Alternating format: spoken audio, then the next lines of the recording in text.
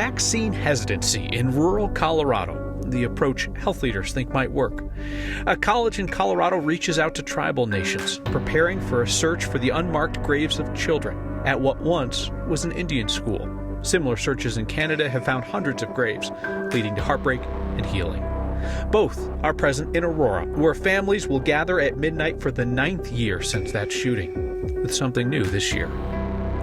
How now, Brown Cloud? Is the nastiness in our air now the same stuff that infamously hung over Denver decades ago? And Casa Bonita targets a reopening date to dive back into food service and the rest of the show. This is next. There's a cluster of counties in northeast Colorado where no amount of selling the idea of vaccines has convinced the people there to buy it.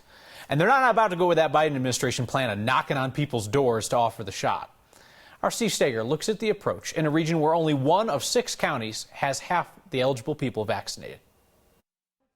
We knew that there would be a moment in time when there would be challenges to try to get people vaccinated. That moment seems to be now for the Northeast Colorado Health Department. 7 months into vaccinations, only 1 of the 6 counties they represent on the Eastern Plains, Phillips County, has over half of its population vaccinated.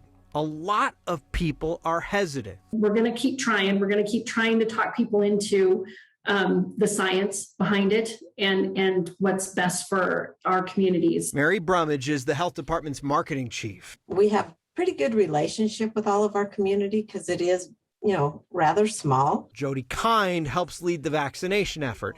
She says the constant barrage of messaging over the last few months may have been too much for some people who don't want the vaccine. I think some of those people have tuned us out to a certain extent.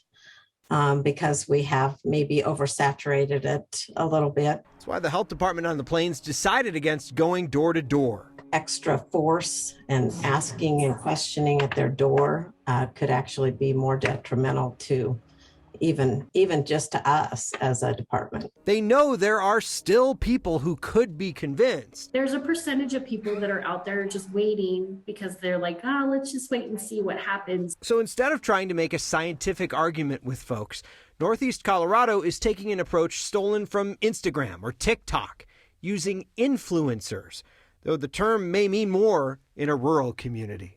Our influencers, those people, their family, where they came from.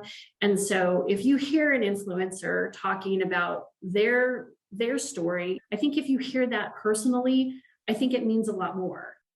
Guy in the last picture there, Tony Wells, he's a Washington County commissioner. So who would these influencers be? Religious leaders, school leaders, prominent kids in the community, even as you saw there's some politicians. And they're hoping that not only that this helps with conservative hesitancy, which is a problem in the counties, but also some hesitancy in underserved populations. Some advocacy groups will help with this influencer effort as well. But the health department admits, the pool of people left is relatively small because you got to think if you wanted the vaccine, you would have gotten it already. Sure.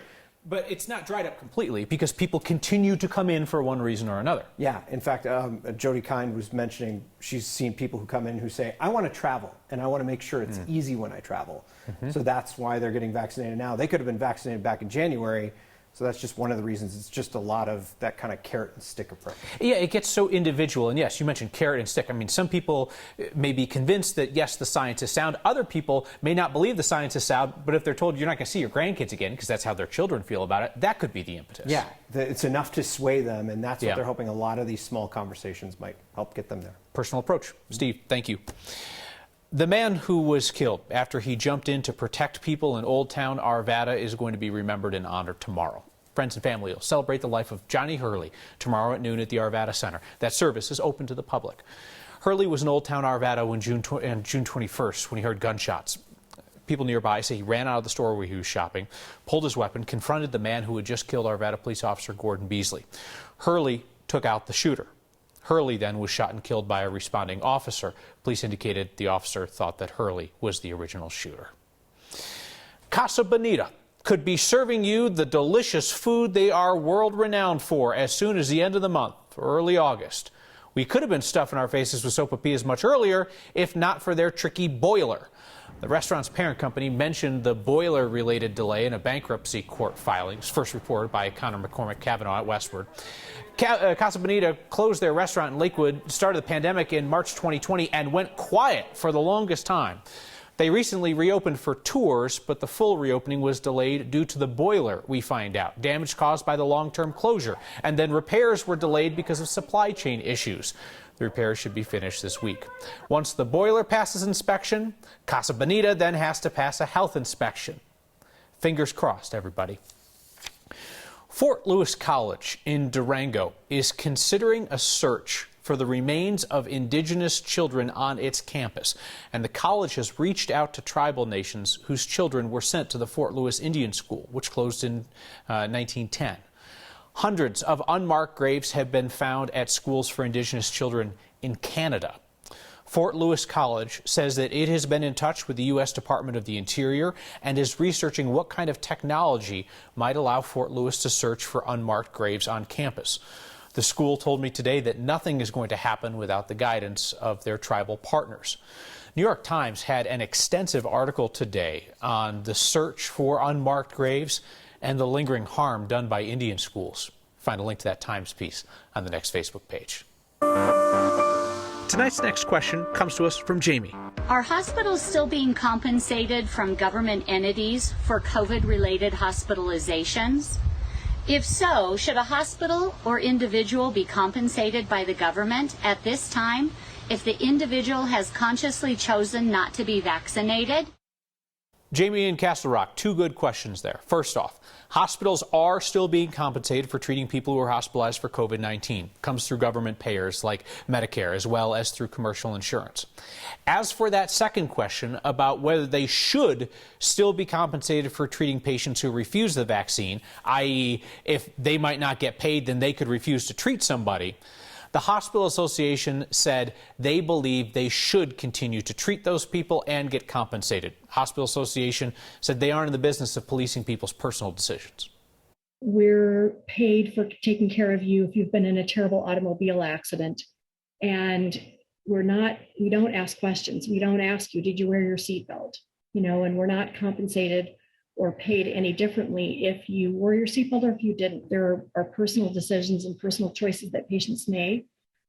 Sometimes they end up needing care in a hospital as a result of that, and we provide that care regardless of how you got there, and we're paid for that care regardless of the choices that you may have made to get there. Julie Lomberg there from the Hospital Association compared it to the flu.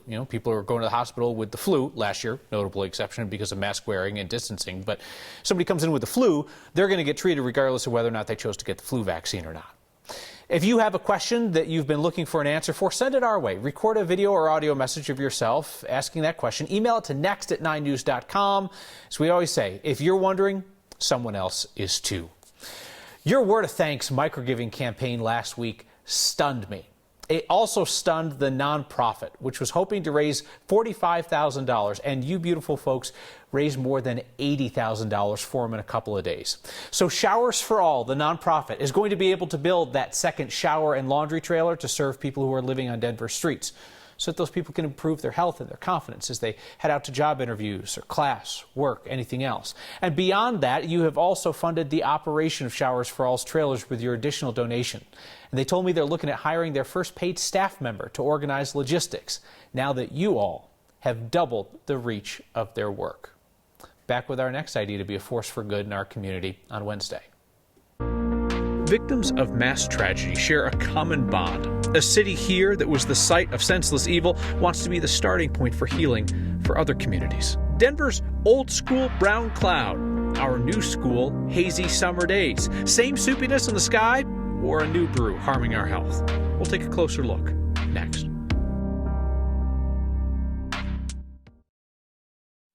For the past 8 years, families and friends of the victims of the Aurora Theater shooting have gathered at midnight to remember those lost. Tonight, 9 years after the mass shooting, they gather again near a new addition to Remembrance Park. Here's Byron Reed with that. Across from the Aurora Municipal Center, it's called the Aurora Waterwise Garden, are 6 acres of land known for educating others. So they have plants all throughout and a bunch of different pathways over here where you can learn about plants that are good to plant here in our climate. Heather Dearman is the CEO of the 720 Memorial Foundation, a group that was instrumental in constructing a permanent garden honoring the 12 people killed in the Aurora Theater shooting. It's really an education about community and how if everyone works together and how together we are stronger. Today, Heather and her friends are getting a new installation. It's kind of a spin on the little lending library where you take a book or give a book. So people can support communities affected by mass shootings. Around the base of the little lending library, there's wood carving etched into it, and it's the step-by-step how to fold a paper cranes, and they write notes on them. We make them into a wreath, and then we send them to those communities affected. It also functions as a crane drop for the paper crane project. Brandon Kellogg is the designer and says it was a project that he was happy to take on. I was a student at Columbine in 1999. We have some common ground and, common drive to sort of do something to raise awareness for it, and also support people who have been victims of gun violence. Both hope the new library is a way to bring awareness. I think it's just really special to keep remembering because it's really important to people who were affected by it. In a garden that continues to teach. Now you can come into the Reflection Garden and learn about the ripple effect of the lives that are affected by tragedy and see how our community rose to the occasion. For Next. Thanks, guys. I'm Byron Reed. An inscription on the back of that library invites everyone to use that space for reflection and relaxation. You hear people say that kids using marijuana in Colorado must have increased with legalization. Or maybe adults embracing it made it uncool. We have some new numbers. And is Denver's brown cloud browner, cloudier? Or are we just talking more about the sky lately? That's next.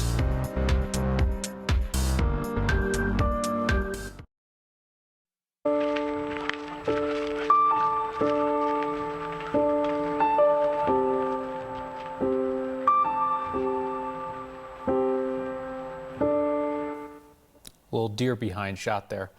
Legalized marijuana did not turn Colorado's kids into addicted zombies. State's latest research says marijuana use by middle school and high schoolers barely budged after legalization. The Colorado Division of Criminal Justice is out with its latest report on the impact of legalization. While drugs legalization in 2013 led to an increase in cannabis use among Colorado adults, it found no significant increase in use by younger Coloradans, which rose less than 1%. And juvenile marijuana arrests dropped 37% from 2012 to 2019. Now, this is not to say that legalization has not had some negative impacts. Over the last decade, Colorado's seen increases in pot-related ER visits and in DUIs and in fatal crashes. And there's a criminal justice equity issue that persists as well. The arrest rate for black Coloradans for marijuana-related crimes remain disproportionately high compared to white people. So you'll hear Denver insist that the city's sweeps of homeless camps is a way to connect people with services, hopefully get people into housing. Advocates for the homeless say that is rubbish. And today, the group Denver Homeless Out Loud released a survey indicating that the vast majority of people swept away by the city don't end up in housing, and most just move to a block nearby. The group surveyed 150 people living on the streets. Nearly 90% said they had been through at least one sweep. Again, relatively small sample size, 150 people, but here's what they said. 69% of those surveyed said they just moved somewhere nearby. And about that percentage said they eventually returned to the location of the sweep when the city was gone and set up camp again. About 1 in 5 said they moved into a shelter or some other kind of housing. Denver Homeless Out Loud cites that as evidence that the sweeps move people around, but don't help them long term. Hot, hazy, and dry today with poor air quality, not a lot of wind for mixing, so an air quality alert remains in effect through 4 o'clock on Tuesday. We do have this big dome of high pressure pushing the storm track to the north, so a lot of the smoke and haze from California, Oregon, and Idaho, we're actually missing out on that. And there are some showers coming into the western slope, but steering winds aloft are so weak that we've got the threat of flooding and mudslides over some of the burn scars. Denver can't get into that rain, not tonight. Partly cloudy and 62. Tomorrow, a hot high back in the low 90s, another dry day. But Wednesday, things change. A 30% chance of rain from storms, isolated storms heading into the end of the week, and then a little bit of a cool down with a better chance of showers late in the day on Saturday. Enjoy your evening. So you heard Kathy mention this. We've had 15 consecutive days of bad air in and around Denver. Mix of wildfire smoke and ground ozone pollution. It's a different brew than what was in Denver's infamous brown cloud of the 70s and 80s. Meteorologist Corey Reppenhagen looks at whether the clouds change for the better or the worse. Wildfire smoke from out of state is only part of a pollution cocktail creating the hazy skies on the Front Range. If you'd ask me straight out, I would guess that the wildfire smoke is not needed to make that happen. This is a classic high ozone day. Atmospheric scientist Frank Flock says the out-of-state wildfire smoke can increase the ground ozone on the Front Range, but the main source of our high ozone lately is on the interstates. We are fully back in business. There's no effect anymore visible from COVID or anything like that. He says the traffic count on I-25 through Denver is back up above 250,000 vehicles a day, and that it's higher than it ever was before the pandemic. So is this wildfire ozone mix of today worse than the brown cloud of the 70s and 80s? I mean, the brown cloud was a completely different issue. Flock says you can't make a fair comparison because the smog of the 70s and 80s was made up mostly of direct emissions like carbon monoxide. Our pollution today is secondary emissions, meaning it's pollution that was chemically changed by solar radiation or wildfires. We've essentially traded one bad air quality issue on the Front Range for another. Flock says it's possible that our new problem is just as bad as our old one. We are doing it to ourselves. And yeah, we can blame wildfires, but if you go back a little few steps, you end up with yourself. Meteorologist Corey Reppenhagen for Next. A very chafy way to wish a local Olympian luck is the most Colorado thing we saw today. And this program next is making an Olympic move of its own. We'll discuss next. Hey, Olympians, good luck. It's the most Colorado thing we saw today. Hay display off 285 near Buena Vista, rooting for their hometown son, Mason Finley, who's representing Team USA throwing the discus in Tokyo. Finley went to high school there in BV, graduated from the University of Wyoming. He set a national high school record in the discus during the high altitude challenge in Alamosa in 2009. I love that. That just looks like Colorado to me. This is Finley's second Olympic Games. Hey, good time to mention that Next is going to air following primetime Olympics coverage on 9 News. So starting a week from today, Tokyo Olympics begins taking our 6 p.m. time slot. So we will bring you Next at Night each night during the Summer Games. Next at Night starts July 26 on 9 News. Airing right after our primetime competition wraps up. A number of you wrote in tonight about the fact that Fort Lewis College says that it has reached out to tribal nations about proceeding with a potential search for the remains of indigenous children who were taken to the Fort Lewis Indian School up until 1910 when it closed. Rick thanked us for bringing you that story tonight, added the note, as a Fort Lewis College alumni, this saddens me. And Tammy says, please do follow-ups as needed. So important for healing hearts in tribal nations. I referenced a piece of video tonight of some animals' backsides as being deer. Nancy, Steve, and Erickson pointed out that they were in fact elk, proving that there is only one animal backside on this program, and you're looking at them. We'll see you next time.